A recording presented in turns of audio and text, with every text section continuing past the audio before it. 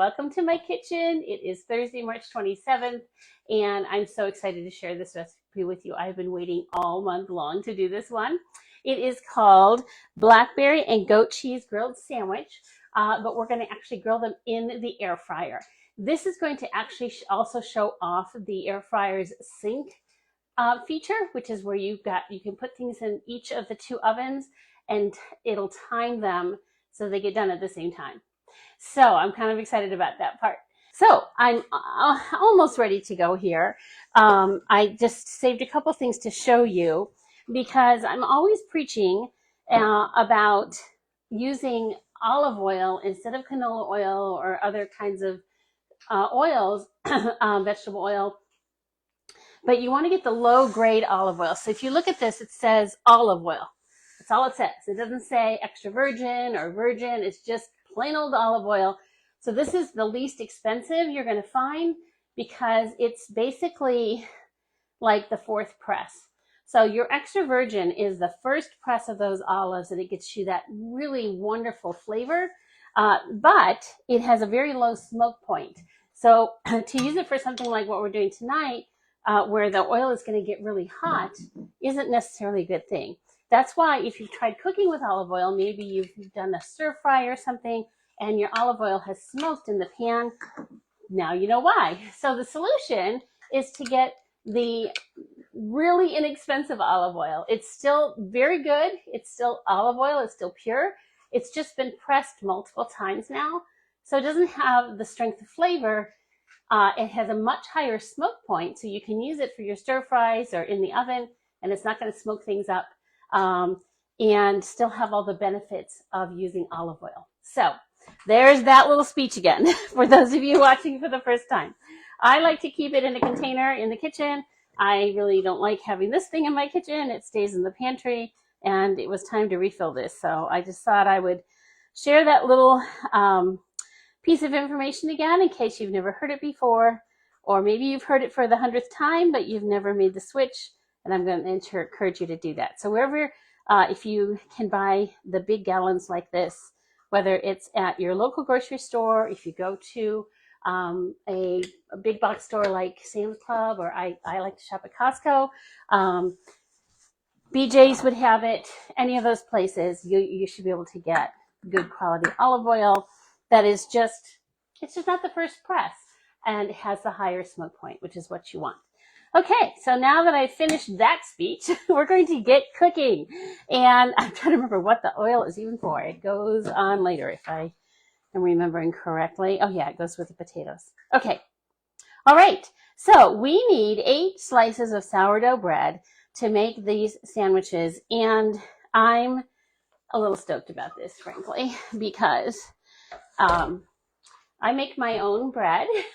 It's not a true sourdough. It is a sourdough discard recipe, but it makes this beautiful sandwich bread that Ken and I absolutely love. And it's a fraction of the price of buying bread. And it tastes so good. It tastes so good. So I'm not using a true sourdough. I have yet to perfect my sourdough technique. And a big reason is because sorry, that was loud. I just haven't worked at it yet. Maybe this spring. I don't know. I'm hopeful. I have a young friend who just whips out beautiful sourdough multiple times a week, and I see her post and go, I need to go take lessons from her because it's gorgeous. But today we're going to just use the sandwich bread. So this has actually only been out of the oven for not even an hour yet. And so technically, it's not really cool enough to cut. But we're going to do it anyway. So this is always the battle Ken and I have of, waiting for it to cool enough, because if you cut it when it's still warm, all that steam that comes out is moisture coming out of your bread. And, we don't really want that to happen. It's also harder to cut when it's still warm. You don't want to squish it. And many, many, many years ago, when I first taught myself to bake bread, which, we're talking like I was in middle school when I taught myself to bake bread. I read somewhere that if you lay it on its side to cool it and to cut it, so you might notice that it's laying on its side over here in the cooling rack, that will keep it from getting squishy. So that is why I have it laid on the side to cut. And I'm cutting pretty thick slices here, partly because it's still so warm. It's easier to cut it when it's thicker slices. And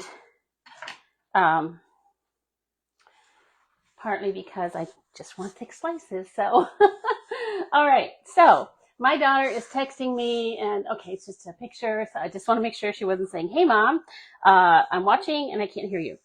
So we're going to need 2 more slices of bread. I could not count here. We need 8 slices. If you buy sourdough at the store and it's not sliced, I would go ahead and ask the bakery to slice it for you. Most stores have that capability. And you can also tell them how thick you want it sliced. So again, you know, don't be afraid to ask for what you want, because you're paying the money for it. So get what you need, okay? So if you notice, I'm actually putting the heel back on here. It's not 100% effective, but it's better than just leaving this out like this, so that these will kind of hold that steam in together so this doesn't dry out. Truth be told, one of us will have eaten that before the night is out, I'm pretty sure. And if not, I will use it for toast in the morning. But that's just a little tip there if you have to cut your bread when it's warm. The other tip is have a really good bread knife. This is a color-coded one that we have available. We also have the forged one, which is actually the one I prefer, but we seem to use this one most. And it just is a really important part. If you're going to try to cut especially warm fresh bread with a non-serrated knife, you're just going to have a mushy mess, and that's really frustrating, especially after you've gone to the work of making the bread. Okay, so we're going to put the bread on a sheet pan. So the air fryer comes with a sheet pan of its own. It's black, it's fine. But I wanted to show you this bakeware set that you can also get to go with this air fryer. And I just love this set. It's beautiful. It is absolutely gorgeous. We have used it multiple times. Hey, can we just talk about brownies? 3 brownies. This is really good for the 2 of us. Not too many brownies at one time. I said 3. What I meant was 3 per person in our household of 2. Also really great for egg bites. This is more like we've actually done like a pasta dish in this pan. And then the one we're going to use tonight is the sheet pan, which this one actually only comes in the set. The other 2 pieces are available on their own. So this is 2 tablespoons, and this pan has a little bit of a lip, so that's good.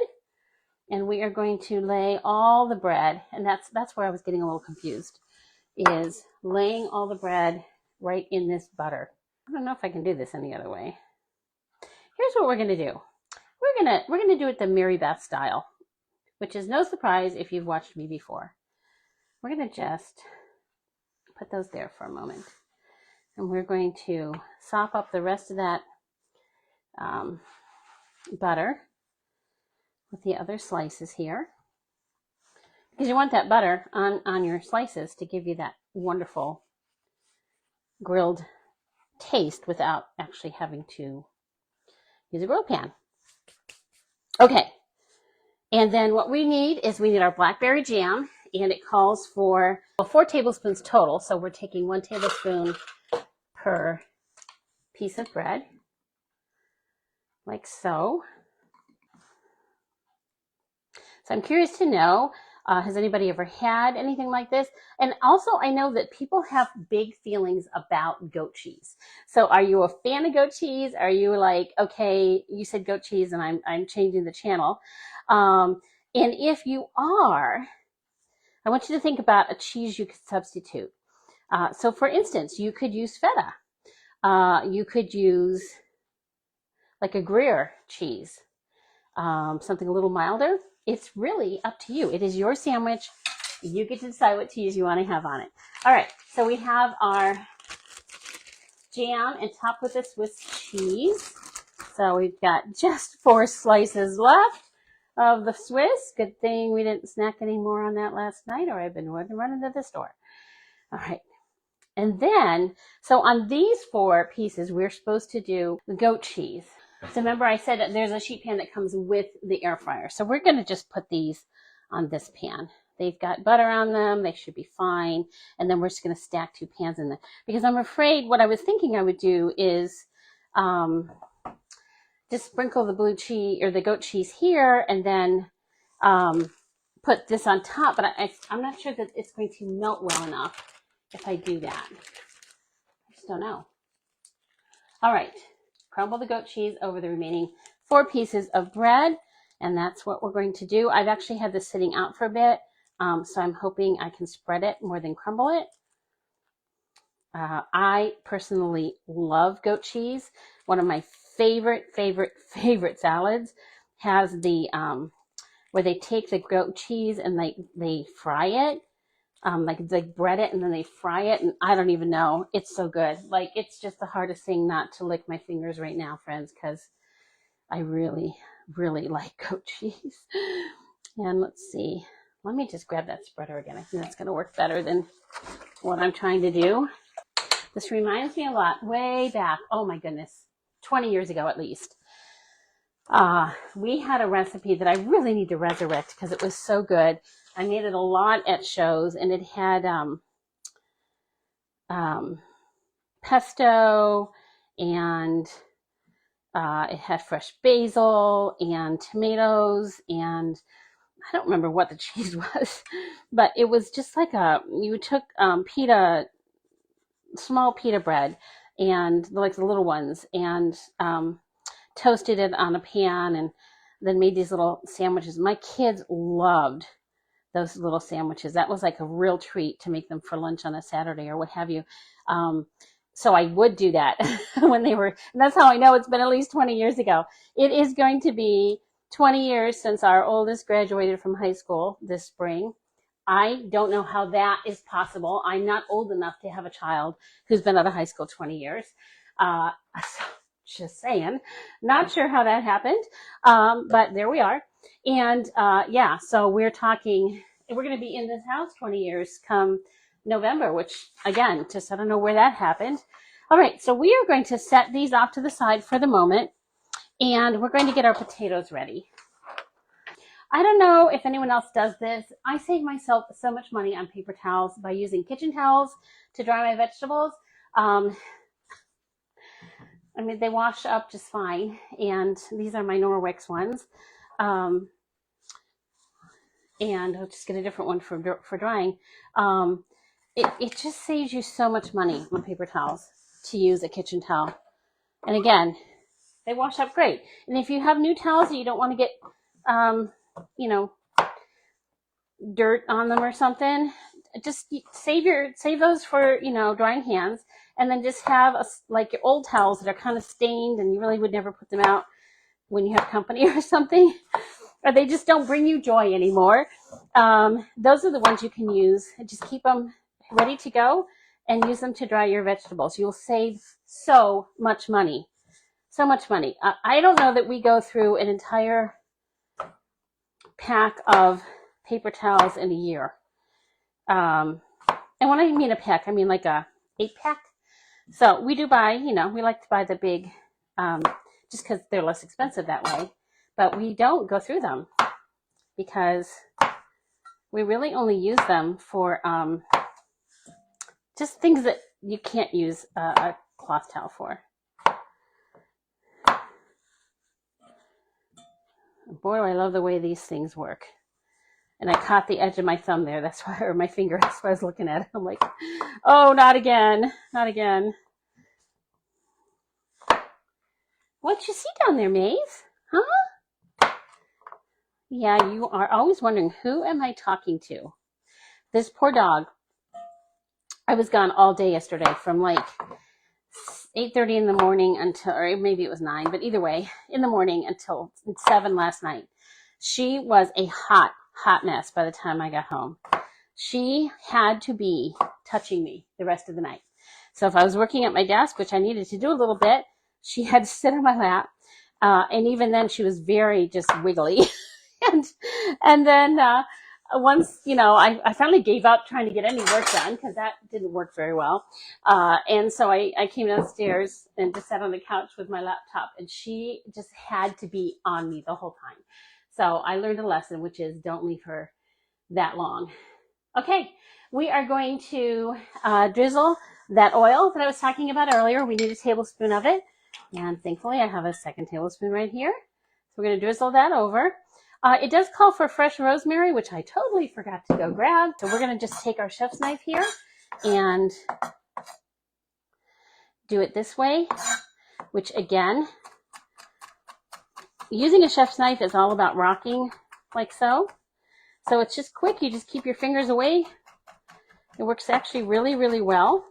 But I do know that for, you know, most of my friends and neighbors and people I know, you've never really used a chef knife before, and it just the thought of it's a little overwhelming. So we are going to do a master class on knife skills within the next couple weeks. I will get that date set as soon as possible. And I'll show you a little more up close how to do that. But meanwhile, use a smaller knife if you're not comfortable. It's really okay. You know my rule of thumb, which is your knife has to be at least twice as long as the food it's slicing, and you know that would work here. So okay, the recipe calls for half teaspoon each salt and pepper. I'm going to just eyeball that.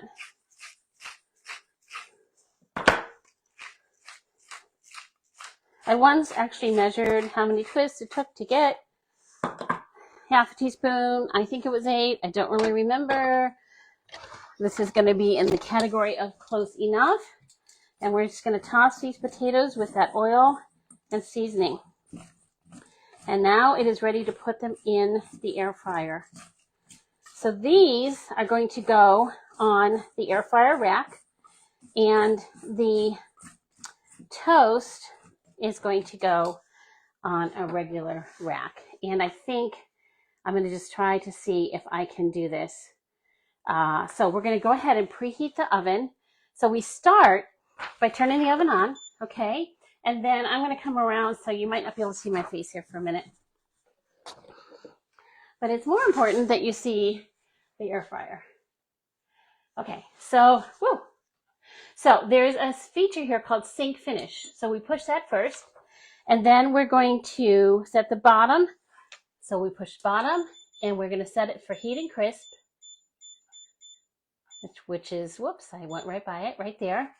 And we're going to push this button, which is going to say 350. Do we want to set that temperature? So there's a little temperature dial. We're going to set it to 375. And then we want it to go for 35 minutes. Okay? That is where the potatoes are going to go.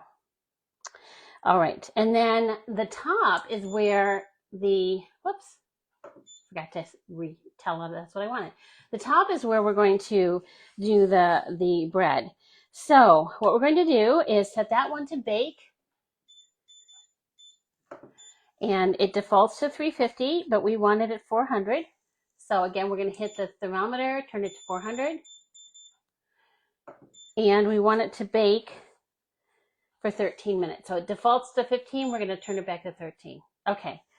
Now we're going to press start, and it's going to preheat. Okay. And as soon as it's done preheating, we're going to put the food in. So let me show you what that's going to look like.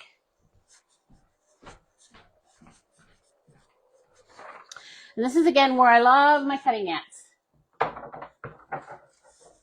Whenever I'm using the old air fryer or the new,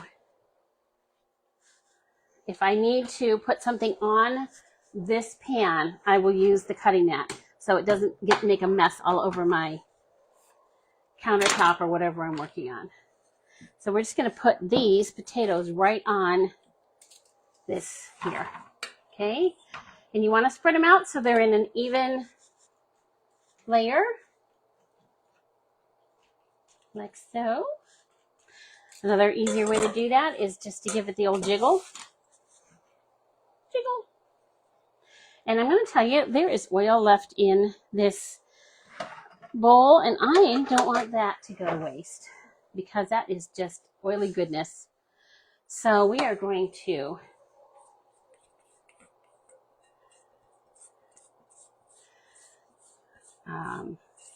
just spread that over.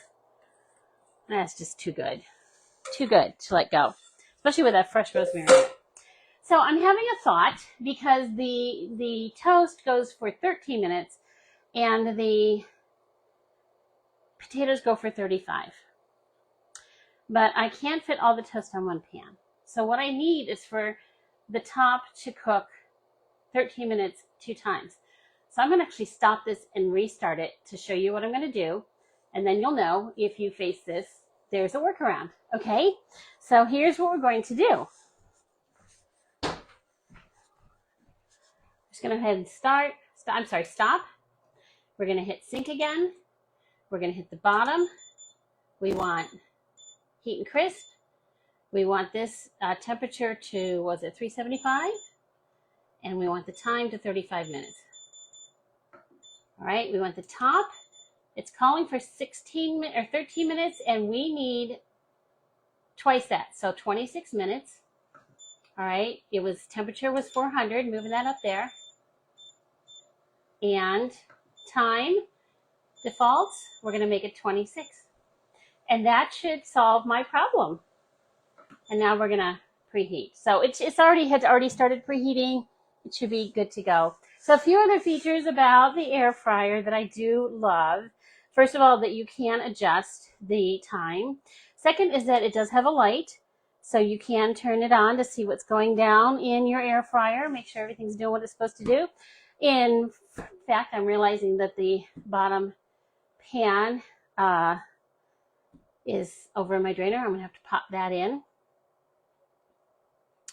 And truth is, I can go ahead and put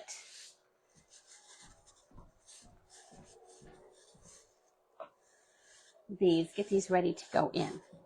So one other thing that is new this season, and I did mention these last week, are these oven gloves. I was just talking to somebody today who remembered our old fabric oven mitts, and she really liked those and isn't so fond of the silicone ones, which I understand. You know, they're not for everyone. I do like the fact that our silicone ones, our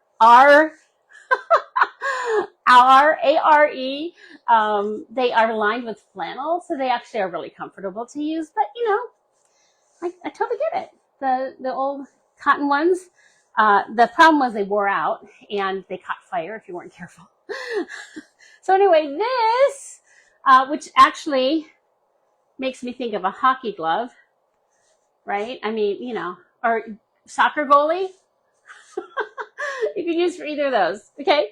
But I think these are going to be really popular because obviously with the fingers you have a lot more ability to, you know, grab smaller things or, but they're pretty cool. They're really comfy too. So, yeah. So if you find yours are missing and you have a soccer goalie in your family, just, you know, double check the gym bag. Or you have a hockey person. So, all right, this is almost ready. We are going to start with this pan up top. And then I'm obviously not going to keep the recording going while they bake. So see, it's telling me to add food. So we're going to add this one up here. And I'm going to show you a little trick too. So this one's going to go in halfway through. This you can do the individual doors, or you can open the whole thing at once, which is what I actually need to put this pan in. All right. So we're going to put these in here. And it's a drip pan that I just put in there, and you really want that in there. Okay, and then we're going to hit start. Now what you see is it's holding. It'll preheat this one to start baking at so that they'll both get done at the same time. So it'll start the countdown at 26 minutes in about 8 minutes or so. And the top does preheat really quickly because it's a much smaller oven than the bottom one. And anyway, so this will work together. And what I will do is take a video of that and maybe post it in the comments here so you can kind of see how that plays out. So that is the sandwiches ready and rocking and rolling in the air fryer. There is a dressing that you make to put on them after they come out. It is it's actually a dipping sauce, and it's a half cup mayo, 2 tablespoons of Dijon, some honey, and some black pepper. So I'm gonna, oops, I didn't realize I was on camera, sorry. So I'm gonna mix that together. I mean, it's not very interesting to watch, but I'll take pictures of all of it so you can see. And the other thing I just wanted to mention that I'm not forgetting, is that you'll also finish the sandwiches off with arugula on the bottom. And I almost didn't bother getting the arugula because, you know, it's not something I normally keep in my fridge. Truth is, it's so good. It has a really different flavor than your typical lettuce, and I will eat the rest of it. I have a really good balsamic wine vinegar that my sister gave me that has kind of a hint of lemon in it. It's so good on arugula.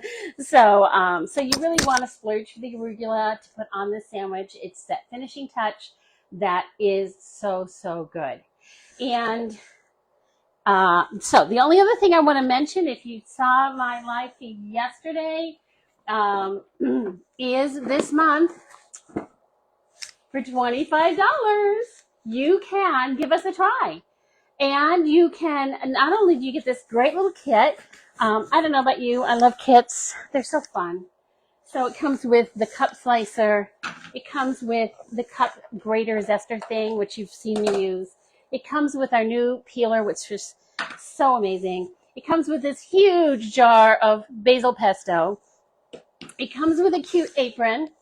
It comes with all the paperwork and support you need to get your business up and running. It comes with me, which means you can take advantage of my 30 years of experience to help you start your own business. Here's what it doesn't come with. It doesn't come with a lifelong obligation. It doesn't even come with a year-long obligation. We ask that you try it out for a couple of weeks. See if you like it. If you do, great, we'll keep going. If it's not your jam in the end, no worries. You get to keep everything in your kit. You can also earn the deluxe air fryer as a new consultant right now. You get to keep that if you earn it. Any commissions you've earned, any other goodies you might have earned, you get to keep it all just for giving us a try for $25. Now, I don't know about you, but I can hardly eat a Panera Bread for much less than $25 anymore. I mean, by the time I get, you know, soup, salad, or entree or whatever, and if I get something to drink, we're pushing 20 bucks right there, right? $25 is all it takes to give it a try, see if you like it, and if you don't, no worries, no strings attached, I promise. There are no pampered chef police who are going to show up at your house and demand your stuff back. I will be calling you every day to say, hey, you know, what's going on? That's not my job. Never has been, never will be. But I sure would love to talk to you about joining our team. We have such good stuff going on, and you just aren't going to know until you try it. You know, if your child comes to you and says, you know, Mom, I think I want to play soccer. This happened with my youngest daughter. Not a soccer player. Not. She was a dancer. She's still a dancer. Not a soccer player. But she really wanted to play soccer for a couple of reasons.